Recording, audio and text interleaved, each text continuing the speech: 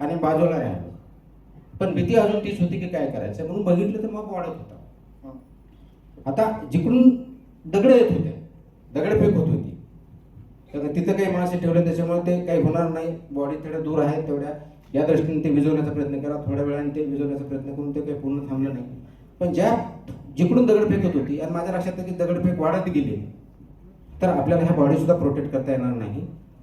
मग lady constable बाहेर काढून त्या तर वाचल्या होत्या. मग एक सायकोलॉजी असतं, आमच्या ट्रेनिंगचा पार्ट असतो, आणि मॉब सायकोलॉजी मला माहिती होती, थोडंफार मी त्याचा अभ्यासही केलेला होता. ज्यावेळेस मॉब सायकोलॉजी असते, ज्यावेळेस दगडफेक होते, ज्यावेळेस तुम्हाला फोर्स समोरून येतो, त्या मोमेंटला तुम्ही जर पाठीमागे सरकले तर मॉब जास्त अग्रेसिव्ह होतो. मॉब सायकोलॉजी असते. आणि म्हणून मला माहिती होतं की मी, माझ्यावर माझे अधिकारी म्हणजे एक SDM होत्या, तहसीलदार होते, SDM होत्या, माझा बॉडीगार्ड होता. तर मी ठरवलं की आपण अग्रेसिव्ह जायचं, हातात काही नाही, वेपन नाही, 3-4 हजाराचा मॉब, दगड येतात.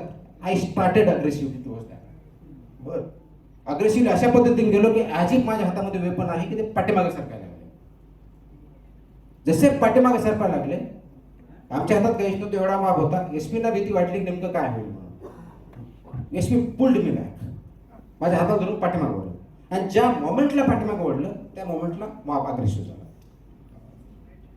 तुमच्याकडे फोर्स नाही, 3-4 हजाराचा मॉब, या समोर बाजूला बॉडी पडल्यात, गाडी चालतात, आणि हा 15-21 मिनिटं खेळ चालला.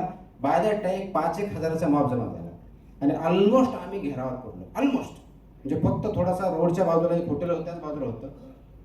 पण आम्ही ठरवलं की तो जो रोड होता त्याच्यावरती जायचं, बॉडी इकडे होती तर पलीकडे जायचं, म्हणजे मॉब तिकडे, म्हणजे बॉडी आहे ते बाजूला राहील, अशा दृष्टीने आम्ही पाठीमागे सरकलो, त्या हॉटेलपर्यंत गेलो.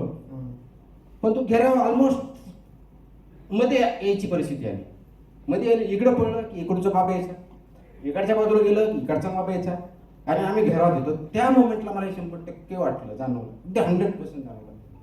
या मोमेंटला जर आपण ऍक्शन घेतली नाही तर आपण जिवंत राहू शकत नाही, कुणीही जिवंत राहू शकत नाही. 5 हजाराचा माप चारी बाजूला होतं.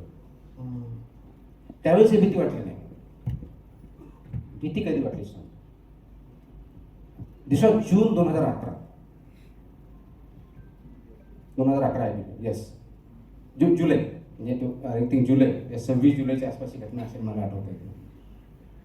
त्या मोमेंटला माझ्या समोर एक चेहरा आला, आणि तो समोरचा चेहरा होता माझ्या मुलाचा.